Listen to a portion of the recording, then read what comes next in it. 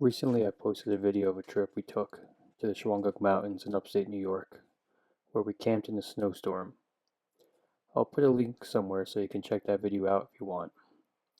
We brought with us this Hcalory or Hcalory, or however you pronounce it. We brought a diesel heater.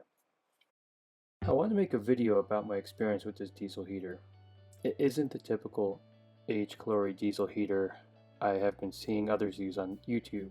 This one kind of looks like the Viver one. I also got this diesel heater from, at least for me, a kind of unexpected place. After the trip, I accidentally put this heater through somewhat of a durability test, and I wanted to share the details and results of that with you. But first, I got this heater from Walmart for almost exactly 100 bucks. We've gotten some pretty great deals on tires at Walmart. They also have a pretty decent selection in the camping department, and now it seems they're also competing in the diesel heater market as well.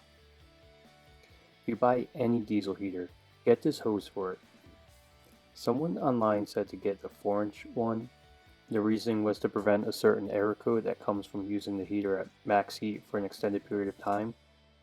But then you have to cobble together a coupler to go from 3 inches to 4 inches. I just went with the 3-inch one. We ran this heater at about level 3 or 4 all night long until about 9 or 10 in the morning. It used a full tank, which is really half the tank, and I'll demonstrate what I mean by that later in the video. We had zero issues running this thing on the trip. The heater set at level 4 was very warm.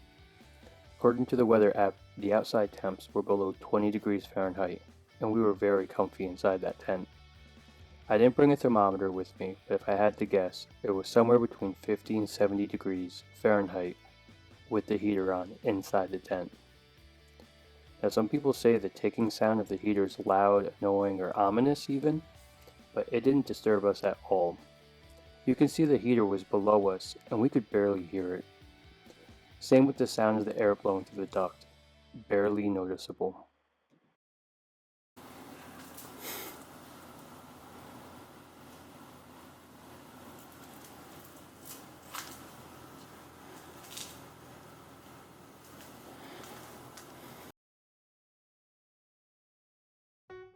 So this is how I found the diesel heater after the camping trip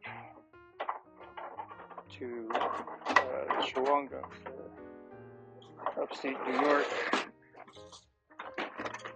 Now the question is, this thing will still work.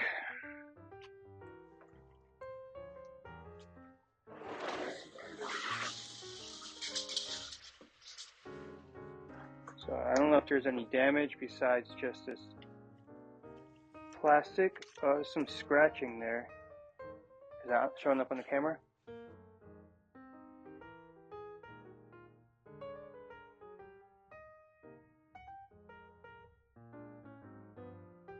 So I guess we got that scratch there, and the only damage was really just this piece of plastic. So I'm going to test this out and see if this works.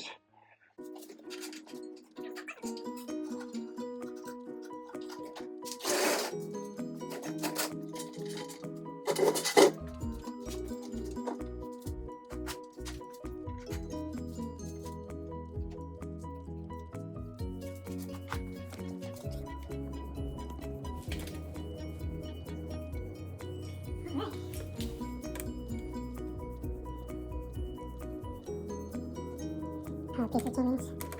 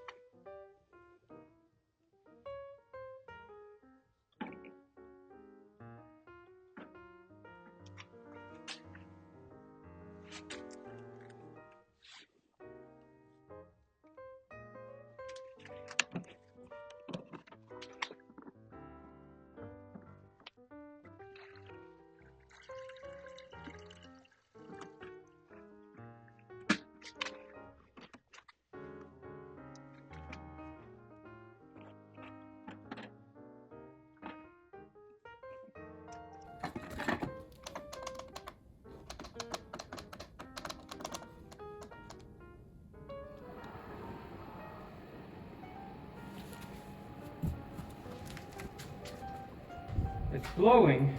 I don't know if this thing's gonna hear it. Yeah.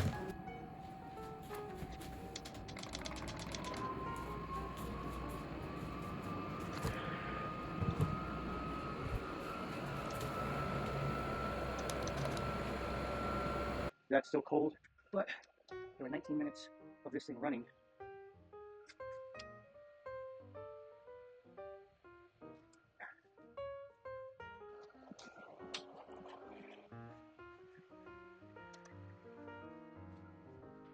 See here.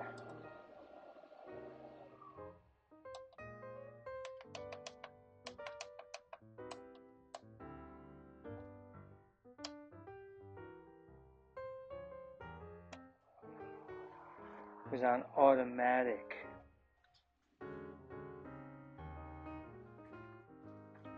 Alright. So it was running this whole time when it said A.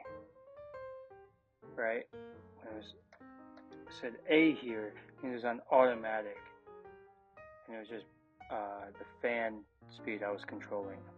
So I had to long press this, and it changed to manual mode, which now I have it at the max heat setting. And now we have, this right here. So I'm not really sure what's going on. I think this says that it's connected to power. I guess that's a good thing. I'm gonna have to look in the instructions. But now it's starting to smell like it's cooking. So that's pretty cool. Let me get this off the floor here before it melts something. And yeah, I think we're in business here. The fan stopped blowing, but I think now it's starting to cook, heat up.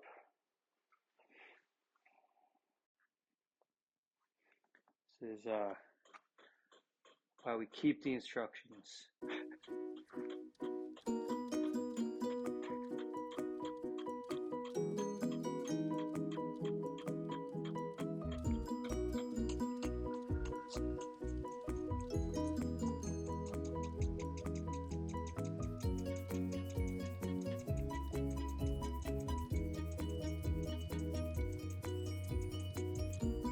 Alright, now at 38 minutes into the video, it's finally getting hot, finally getting warm.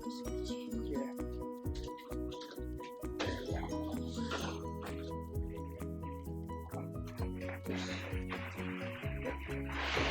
Oh, watch your fingers.